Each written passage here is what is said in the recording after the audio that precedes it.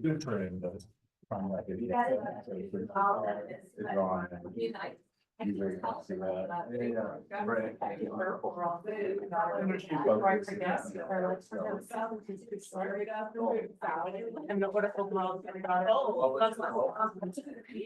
Well, which is, I'm loving your speaking when, you know, what it's fun and play. It's all these stories, fairy tale characters.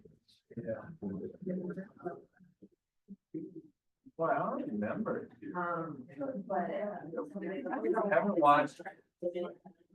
We haven't gotten to that right yet. Like Little Red Riding Hood, the Three Little Pigs, Pinocchio. I mean, they're kind of a community of this.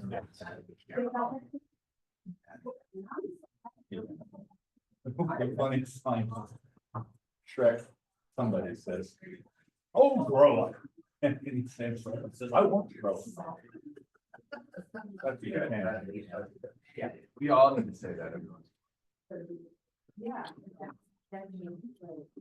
Are you ready or? Yeah, we're good to go. I don't know. Okay, we're gonna start in about a minute. So you can grab your Their coffee school or is whatever. K through 8. Part of it, so most of these ones. Open, it's what we're. This great, but I'm really impressed. Really, kids like that. Theater directors are like. I know. Wrangling. It was one of those little big stages that they used to build into elementary school. Cafeterias, but they had to work with, so, you know. They did their magic with like minimal that, yeah. Pretty.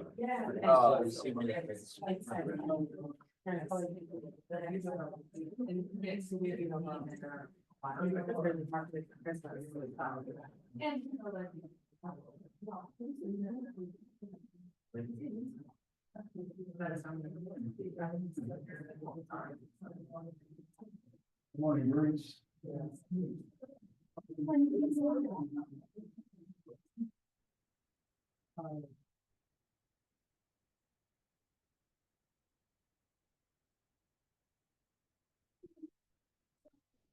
Oh, it's probably.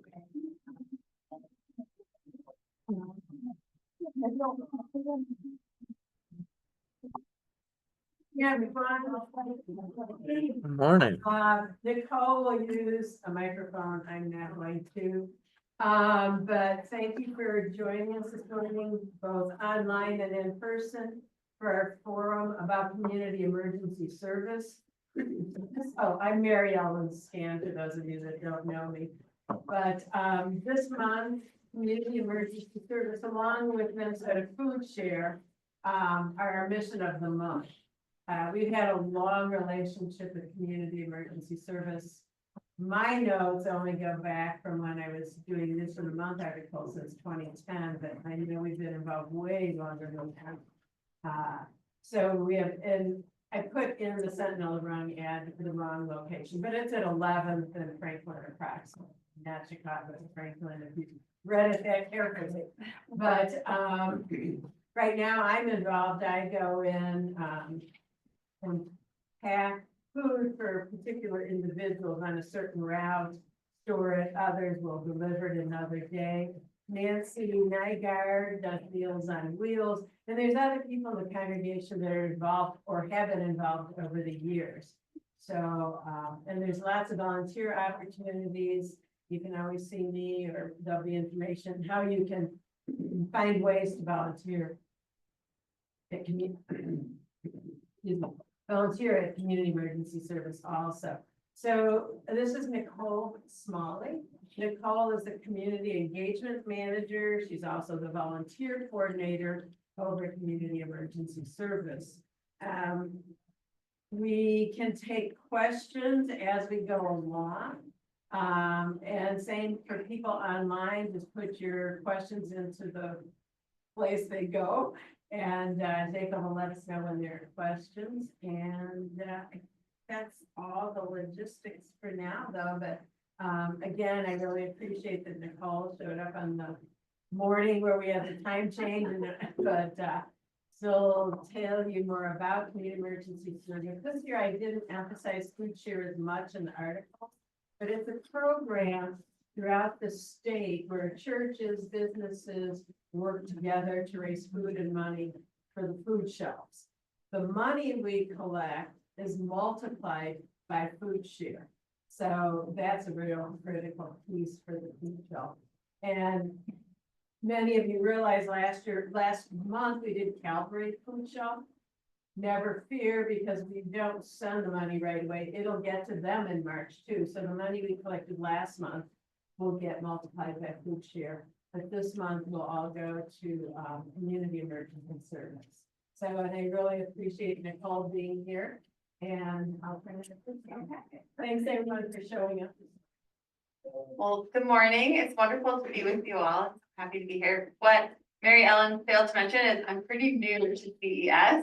So I've only been there for a couple months now. So if I don't know the answer to your questions, that's why I'm still learning everything. Mary Ellen will probably know more than I do, but so I'm really grateful to be here and grateful to be the mission of the month for CES.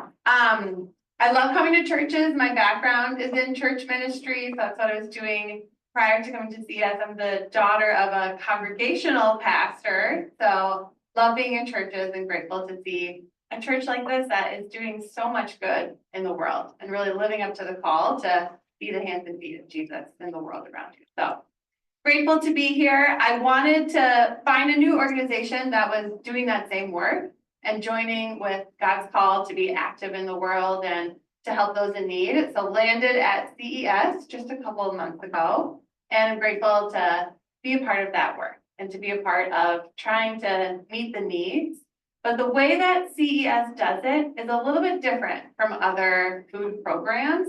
So of course, we want to get as much food as possible to as many people as possible, but we also employ a pastoral model in that approach, meaning that when people come in, we really want to see them as people first and to hear their stories and to connect with them and hopefully find out what's going on in their lives. Who do we know that we can connect them to in order to really serve a person holistically and a family holistically as well. And that's why our original mission statement still stands over 50 years later. We want CES to be a place that brings people from hunger to hope. And not just receiving groceries or receiving meals, which of course is so important, but to really feel like they've been treated with dignity and they've been treated with respect, and that this is a way to move forward in life in a positive way. And we see this throughout the Bible, right? I think this church has responded so well to Jesus' call to do good in the world. But Jamie, our president, he always refers to a verse in Matthew 26, when Jesus says that I won't always be with you, but the poor will always be with you. And sometimes we can kind of hear that in like a defeatist mentality, right? Like, oh, there's not much we can do. Like, there's always going to be poverty, or there's always going to be hunger. Let's kind of throw our hands up. But I think instead, it's a way for Jesus to remind us, I'm not always going to be with you face to face, but you can see me in the lives of others. And you can see me in the people around you. And it's this call to action and this call to support people and to step up and to be there. So that's why we really believe that hope is the best form of support that we can give our neighbors. And so we try to meet needs and bring hope, but I thought first we would start by talking about what's the reality of hunger in Minnesota. So there's a quiz. In 2024, how many visits to food shelves were there in Minnesota? If you've seen the Star Tribune article, you might already know the answer, but it's a quiz. So just shout and guess. What do you think? It's more than 5. 5, 1 million? Is that your guess? Higher. More than that, more than that. Any other guesses? 12? Does someone say 12 million? It's lower than that. 7. Higher than 7? Lower than 10? 9. 9! Good job. 9 million visits to food shelves in Minnesota. In 2021, it was 3 million. So it's basically tripled in 4 years. And what's a really interesting detail to mention is that this is successful food shelf visits that were tracked. This doesn't count the number of people who were turned away or who didn't get any food that day that they went to the food shelf. That's a pretty significant number, right? And to see it continually increase year over year over year is a little alarming. And I think just kind of awakens us to the reality, right? So then I have a few more things that I wanted to show you. These all come from Second Harvest, who just did a study across Minnesota, but there's a lot of statistics here to look at. But I wanted to show you, first of all, that 1 in 5 households experienced food insecurity in 2024. 26% of households with kids didn't have regular access to the nutrition needed to thrive. So that's a pretty significant number when you think about households, when you think about kids going to school. It's a little, I don't know, it makes me a little nervous to think about kids trying to learn and go to school while knowing that they're hungry at the same time, right? We can see that there's not a lot of equity when it comes to hunger, right? 40% of households of color experience food insecurity compared to 16% of white households. Seniors are the fastest growing group of food pantry visitors. 18% of the state was served by the emergency food system in 2024. And then this one I think is really, really important. 40% of people experiencing hunger are not eligible for federal benefits. So they might be able to go to food shelves here and there. Some food shelves you're not even allowed to go if you're not qualified for federal benefits. But 40% of people don't have regular support that they need in order to meet all their needs. Any thoughts about this? Yeah. What happens next year when it's 100% of people who aren't eligible for federal assistance? Right, I know. That's exactly the kind of conversations that we're having. Yeah. What question I have about that 40%, I wonder how many of those people might be actually eligible for support. You know, and it's a rhetorical question, but I just kind of think, how many people are really missing the vote on that? Yes, so the question was, how many of the 40% are actually eligible? So what this number is telling you is that based on their income, they're not eligible. So the federal government is saying that they're making too much money to receive benefits, but clearly they're not able to meet their hunger needs. So, but I understand your point about how many people are missing out on benefits or didn't apply or need to have them. I have a question about the 26%. How does the free breakfast and lunch help that? Yes, so how does the free breakfast and lunch help the 26% kids? I think it helps, it definitely helps, but it's not meeting enough of the need. So when they go home, there's no dinner on the weekends, in the summer. There's still some access to support, but it's just not consistent enough and reliable enough. But yes, it does help. That's a good point to bring up. Yeah. Well, I just wanted to start with this because I think it's so important to recognize the need in Minnesota, in our backyard, in our homes, right? But also to remember that these numbers are kind of alarming. They're important to recognize, but they also represent real people and real families, right? And so you can imagine that not only are these individuals going through physical hunger, but just the spiritual hunger that comes with that, right? Like if you're one of those 1 in 5 households, imagine the stress and the anxiety and the frustration that comes with that. Or if you don't have enough to meet your grocery bill, what other things do you not have enough of? What other things are you lacking? What other things are missing? And I think just recognizing that constant fear and anxiety that comes along with these statistics really creates a spiritual hunger in people. And that's why CES wants to employ that pastoral model, because we recognize that. We recognize how hard it is to wonder how you're going to pay for groceries, how you're going to feed your kids, how you're going to feed your aging parents. And so it's not just about filling stomachs, but it's about restoring dignity and restoring hope. And we keep coming back to that hope word. So I wanted to tell you how CES has decided to show up and how we have formulated our programs. CES has been around for a little over 50 years, so these have evolved over time, but these are the programs we're focusing on right now. So the first is, oh, I did these in kind of a confusing order. I'm gonna start with Meals on Wheels. Meals on Wheels, I'm sure you may be familiar with. This is where we have volunteer drivers like Nancy who deliver meals to homebound seniors or people who are homebound because of disabilities. We deliver hot meals over the lunch hour, and sometimes we deliver a week's worth of frozen meals so people can sustain that longer. But it's dropping off the meals, of course, but then it's also providing that social connection and that ability to have a quick conversation, to check on people, to connect with them. And from what I understand, CES is one of the largest Meals on Wheels sites in Minnesota, and we serve about 400 meals every weekday. We don't serve over the weekend right now, which is a great opportunity to volunteer. We're always looking for more drivers, and it just takes about an hour over your lunch break or your lunchtime. So then the second program that evolved out of Meals on Wheels is Animeals, and that is essentially Meals on Wheels for pets. So what we were finding is that, like, if you have a pet, you already know this, but what we were finding is so many people love their pets so dearly that they would do anything to care for them.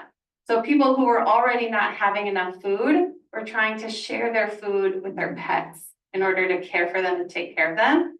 And that's just not good for anyone. It's not good for the pets. It's not good for the human as well. So CES stepped up to meet that need by simply delivering cat and dog food to different families who are on the Meals on Wheels routes.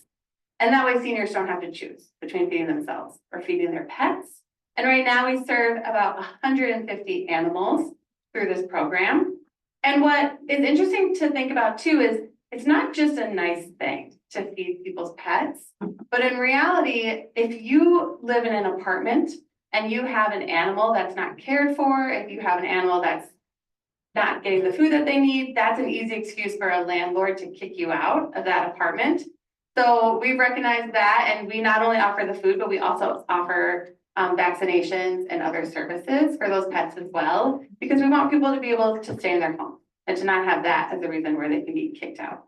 So Animeals does food, and then it does a little bit more beyond that. And then the third program is the food market. And our food market is what you might imagine a food shelf. We prefer the term food market. And that's open Monday through Wednesday at 1 o'clock. We start at 1 o'clock just because we do Meals on Wheels in the morning. So we want to finish Meals on Wheels before, because we're operating all of these things out of the same church basement just down the road. And then we have bonus Fridays as well. And so through those programs, we're serving about 375 family units a week. And we say family units because we know so many people are not just coming in and shopping for themselves, but they're shopping for other people, whatever makes a family for them. And the estimate for the Phillips neighborhood is that one family unit equals about 4.1 people. So the math is that if we're doing 375 family units, about 1,500 people estimated per week. And this is what the March Food Share campaign directly supports. So all of the food that you bring in is going to go right onto the shelves for our neighbors. And like Mary Ellen was saying, the financial support will be able to take money and purchase food. Jamie, our president, likes to give the image of, if you give $100, you can maybe buy about 2 to 3 bags of groceries, which is great. Also, if you donate $100, we could use that to pay for a tank of gas for one of our vans to go do a rescue food pickup at a grocery store, which could yield about 1,000 pounds of food. So it's kind of a different way to view it. Both of them are so good and so important. I know there were a lot of parents in the room. We were talking about daylight savings earlier. And I think going shopping with your kids to pick out food that they like, that they can give to other people, is such a powerful experience. It's so meaningful. So giving money is great, but giving food is also great and wonderful. And so the March Food Share campaign will directly support our market. And our food market is always innovating and it's always changing.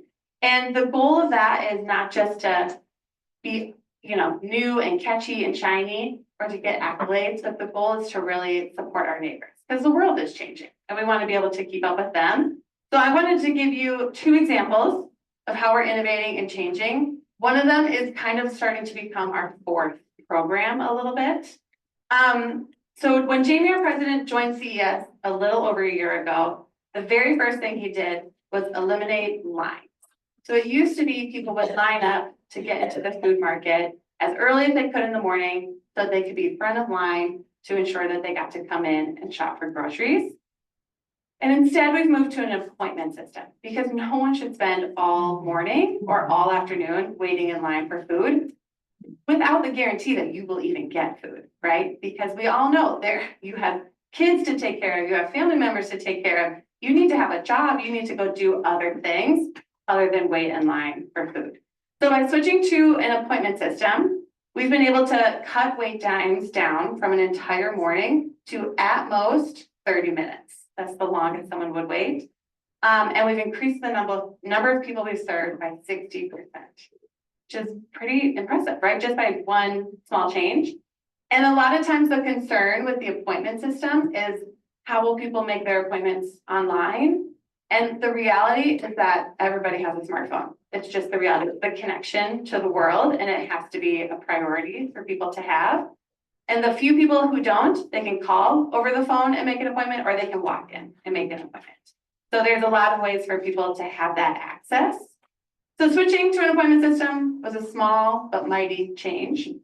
And then we didn't stop there because we continued to listen to the neighbors and to continue to get their feedback, because many of the working families still said, I still can't get there. I can't get there from 1 to 4. I need you to have evening hours or weekend hours so that I can come.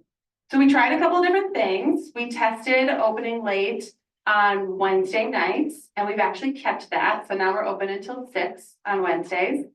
We tried what we were calling Super Saturdays, where we'd be open on Saturdays during the summer.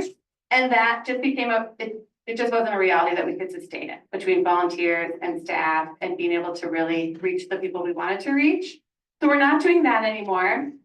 So we kept thinking, we kept innovating, and what we did was we launched our food locker program.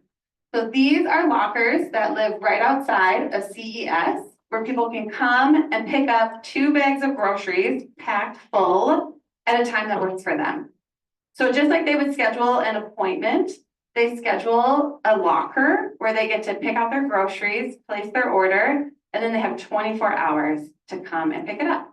And this really evolved out of a conversation that Jamie, our president, had with his daughter, who lives in New York. And they were seeing how a lot of nonprofits started to use Amazon pickup lockers to help the homeless in New York. Because they're so transient and moving, they said, okay, we're not going to come to you. You just come to this locker and pick up different supplies and clothing and things you might need. So the story goes that Jamie just found out who made Amazon lockers. They were in New Zealand. So he called them and said, well, I'm not coming to New Zealand, but I want you to make me some lockers. And they said, no, we don't want to do that because we don't know how that would work in Minnesota winters. And so then they said, but here's another partner you can go to in Wisconsin. And so he got in the car, drove to Wisconsin, showed up there and said, I want you to make me these lockers. And they were very excited about it. And so they worked on a couple prototypes and had them delivered, and they just appeared at CES. That was before my time. So that's how the story goes. But they've been here now since just this fall. We've launched them, and they've been a great resource for people. There's a couple of really cool pieces to them. The first is it's all computerized. So you make your appointment on the computer and then you get a code. But what's great is that the program has 76 language options. Now at CES, our neighbors speak 161 different languages, but 76 is a great start in reaching people in their own language. And now, because they're using their phones, we have a way to communicate with them and to text them and to let them know about different events we have, different resources available to them in their own language. And hopefully we'll be able to just continue and add more languages. And what's really interesting to think about is how something like the food lockers can really transform the food system, right? Because instead of needing an entire building, you could just have a piece of concrete and place these lockers right on that, and then people could access them maybe in apartment buildings or at other churches or at different locations. And while we continue to have the building because we employ that pastoral model, it doesn't have to be for everyone to do it that way. Different places can just have access to healthy food for different people. So I think it's exciting to see the ways that this is continuing to evolve. One way that it's being utilized right now that we didn't anticipate is with all the immigration changes and concerns, there is a lot of fear of coming into public spaces. CES is a public space, so ICE can come into CES. Nothing has happened, nothing has happened with us. But what we are seeing is a lot of our immigrant neighbors are choosing to use the lockers who would previously have come in and shopped because they can just get in and get out and not have to have that fear, that anxiety. Yeah. Random question, is the locker temperature controlled? Yes, good question. The lockers are temperature controlled and they can withstand summer and winter. I don't know how, but somehow they figured it out. It's just cool. Yeah. Yeah, so we're seeing a lot of people using it. We weren't ever anticipating that it would be because of immigration, but we're grateful to have that opportunity for people to safely get access to food. I'm assuming that having the food lockers just adds to the number of people you can serve. It doesn't take away from the people that would otherwise use the food pantry, food shelf. Yes, that's right, Mary Ellen. It does just add to the number of people we can serve. So you can either make an appointment at the food market or the food lockers. So you're picking one and then that leaves it open for the other person. So how many lockers are there? Yeah, so we have 16 lockers right now. And since we're still getting comfortable with the system, we're using 10 of them right now. And that's another really fun volunteer opportunity is coming in and packing those grocery bags and putting them in the lockers. And then we hope to continue to just multiply so that we'll be using 16, 6 days a week. And then we'll just see how it grows. Jamie is already saying he wants to buy another set of lockers, so maybe we'll have 2. I'm trying to figure out how this works. So a locker will serve one family for 24-hour period? Yes, yeah, let me explain it again. So one person would go online, make their appointment, fill out their order, they get some choices that they get to choose. And then those bags are packed, put in their locker. The neighbor gets a code sent to them and they have 24 hours to come and pick it up. When they use their code, you can see there's a computer screen right here. It's just a code that they come type in and their locker door will open for them. And once that locker is empty, it's still on a 24-hour. For now, yes. The hope, so she asked if it was still on a 24-hour turnover. And yes, it is for now, but the hope is that we'll get to a place where once a locker is open and picked up, that then we'll be able to immediately offer it up for another person to use. That's a good question. Is this being done anywhere else? Yes, not in the Midwest, but in some warmer weather places, it is being used. So on the West Coast, there are a couple different places, but we're the first ones doing it in the Midwest. Yeah, they're really pretty. They're really pretty. Yeah. Yeah, we had a lot of great partners who supported to make that possible. Yeah.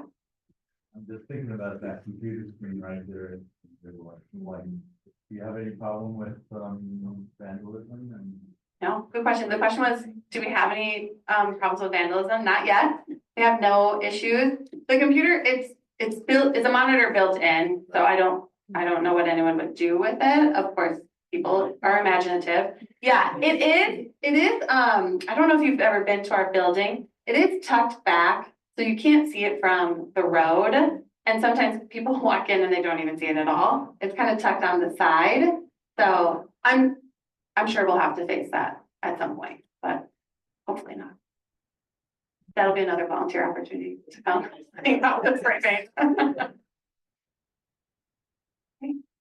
Well, I just wanted to end by telling you a little bit about what's next. This is a picture if you want to see just a little bit into our food market in the basement.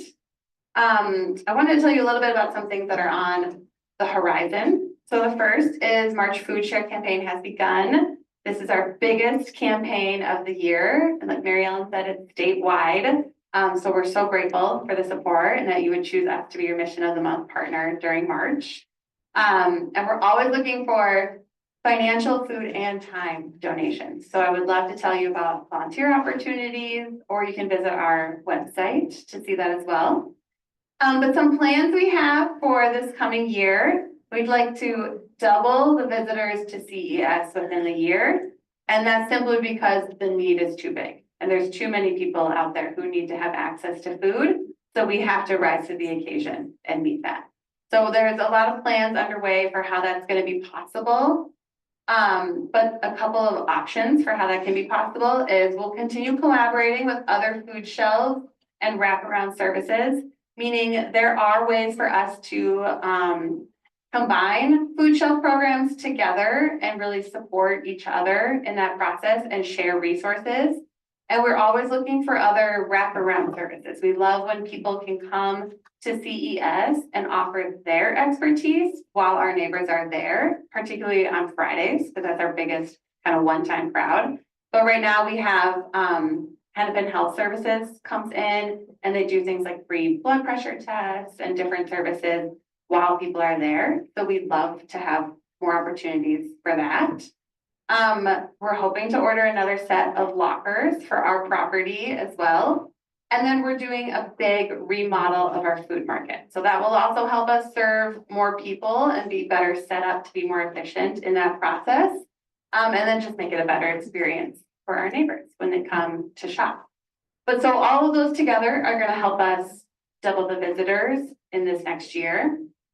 And you know, it would be great if one day CES has to go out of business because there's no need for people to have these groceries delivered or prepared for them, but we're not there. We're not there, and we're not likely to be there anytime soon with all the different changes going on. So we want to be there for our neighbors as best as we can and do it in a way that is full of respect and full of dignity and full of love, as God has called us to. Yeah. How do you collaborate with other food shelves? Yes, that's a good question. How do we collaborate with other food shelves?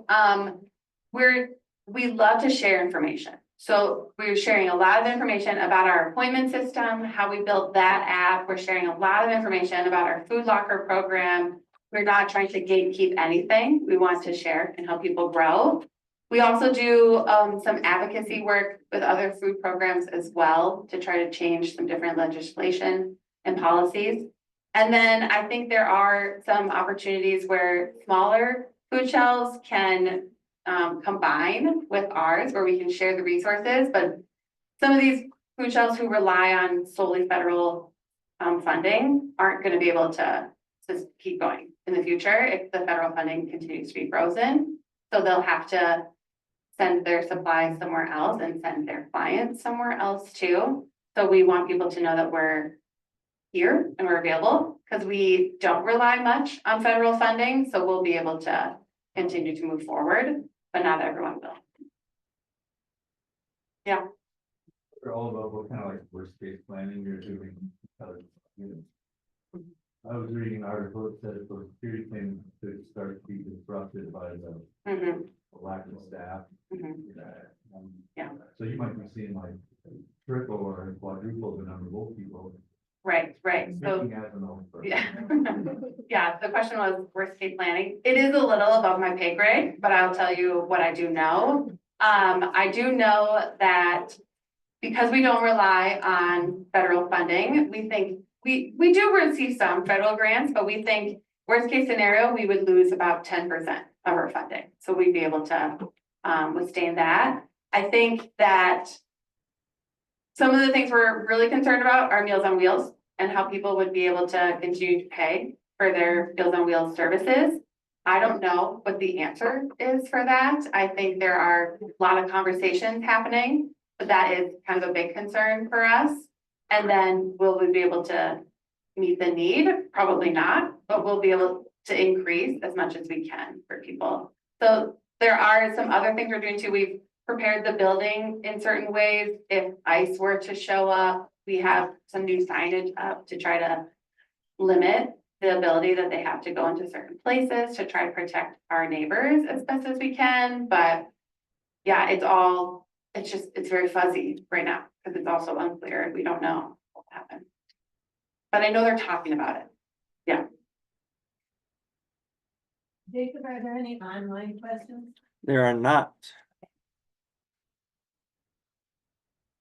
Are there any questions? Okay, what does the sound locker cost That's a great question. They cost $40,000 for the whole set? for the whole set. Not cheap. Yeah. And I thought. Mhm. Yeah. When you say set, that's one of. That's this. Oh, sorry. This is a set, 16. Mhm.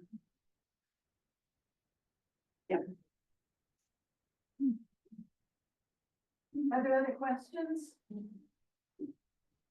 Well, I'm happy to stick around if you have any questions, if you want to talk about volunteering, but I just wanted to again say thank you so much for your support. We're so grateful to be partnered with you, and Our Savers is doing just so much good work in this neighborhood. And so we're so grateful for all that you're doing and that we can come alongside you in your work. Thank you. And I suggest you'll be here if you have questions, and thank you all for showing up this strange morning with the time change and everything. So, thanks again, and thank you for supporting us and of the month in advance. So if you have questions, feel free to come on up and talk to Nicole. Otherwise, you can use me in the future and I'll get you to Nicole.